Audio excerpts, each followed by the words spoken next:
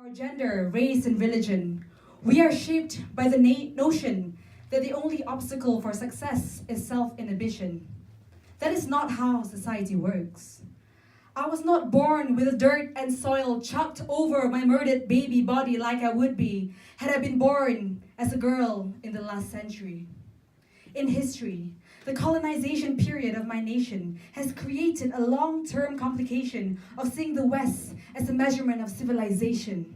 The suffragette movement allowed I, a woman from an obscure nation in the Southeast Asian region, to vote, own property, and obtain education.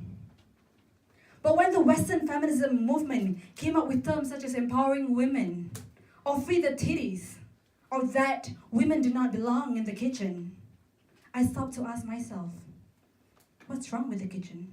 I love the kitchen. That's when I knew the direction of Western feminism and the reality of my Eastern upbringing are not always congruent. The women in my family, and maybe in most Malaysian ancestry, are proud of our dishes and the love we received in return. From there, I cannot pretend that my struggles as a Malay Muslim Malaysian woman and the struggles of a Western woman are similar. I choose to not see my struggles from the eyes of a Westerner. Feminism and equality, I believe, yes I do, but the definition of equality cannot be misconstrued. My voice can only speak for so many women, yet I cannot speak for all. Our struggles are different and divided by walls, but little do we know that feminism is for all!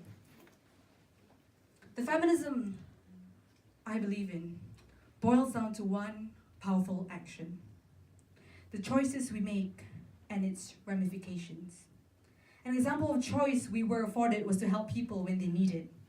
When I was 11, I visited a women's home as a person I knew was a resident. She was pregnant at the age of 16. I was ashamed of her. I was ashamed of what she did and what she represented: a teenage mother. I was raised to see that teenage mums were the scums of society and how they were dumb to think that the boy they made love with will be the one they marry.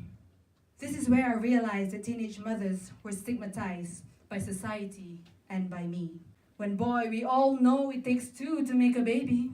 More often than not, it is these girls who suffer and left with a child and a difficult decision to ponder: abort or raise.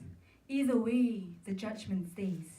As I grew older, instead of criticizing teenage mothers, I criticized the system that uses religious policing to justify misogyny. And that made me angry. Angry at society that instead of showing love, we're spreading animosity. The only sex education schools provided was in the form of Pendidikan Jasmani, or PE.